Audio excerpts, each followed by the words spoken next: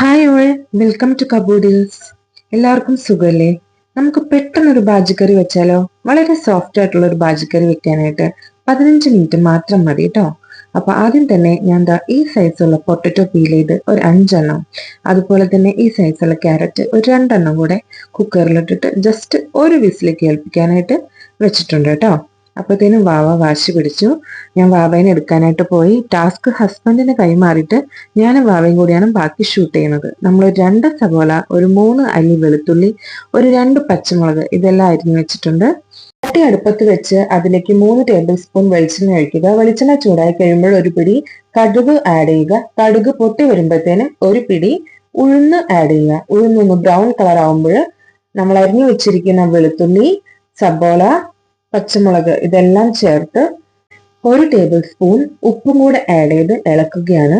സബോള ജസ്റ്റ് ഒന്ന് വാടിയാൽ മാത്രം മതി, ഗോൾഡൻ ബ്രൗൺ കളർ ആകണ്ട. നമ്മൾ വേവിക്കാൻ വെച്ച പൊട്ടറ്റോയും ക്യാരറ്റും പ്രഷർ എല്ലാം പോയി റെഡി ആയിട്ടുണ്ട്. നമ്മളുടെ പാനിലേക്ക് ഈ സമയത്ത് നമുക്ക് ജസ്റ്റ് 1 സ്പൂൺ മാത്രം മഞ്ഞൾപ്പൊടി ആഡ് ചെയ്യാം. നന്നായി ഇളക്കാം.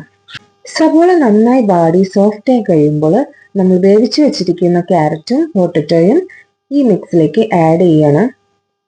നമ്മളുടെ തവി വെച്ച് തന്നെ നന്നായി കുത്തി ഉടച്ച് ഈ പരുവത്തിലേക്ക് ആക്കുക. കുറച്ച് ഗ്രേവി ടൈപ്പ് ആയിട്ടുള്ള ബാജിക്കറിയാണ് ഞങ്ങൾക്ക് ഇഷ്ടം. അതുകൊണ്ട് കുക്കറിലെ ബാക്കി വെള്ളം മുഴുവനും ഞങ്ങൾ അതിലേക്ക് ആഡ് ചെയ്യാണ്. പോരാത്തതിന് ഇത് പാത്രത്തിലിരുന്ന് നന്നായി കുറുകി വരികയും ചെയ്യും. നിങ്ങൾക്ക് ഡ്രൈ ബാജിയാണ് ആവശ്യമെങ്കിൽ വെള്ളത്തിന്റെ അളവ് കുറയ്ക്കാവുന്നതാണ്. ഇനി നമ്മൾ കറിയിലേക്ക് ഒരു തണ്ട് വേപ്പിലയും കുറച്ച് മല്ലിയിലയും ചേർത്തതിനു ശേഷം തീ ഓഫ് ചെയ്ത് അടച്ചു വെക്കുകയാണ്. ഒരു 15 മിനിറ്റിന് ശേഷം ചൂടോടെ സെർവ് ചെയ്യാം. ചപ്പാത്തി, പൂരി, ദോശ, ഇടിയപ്പത്തിന്റെ കൂടെയെല്ലാം ഇതൊരു സൂപ്പർ കോമ്പിനേഷനാണ്.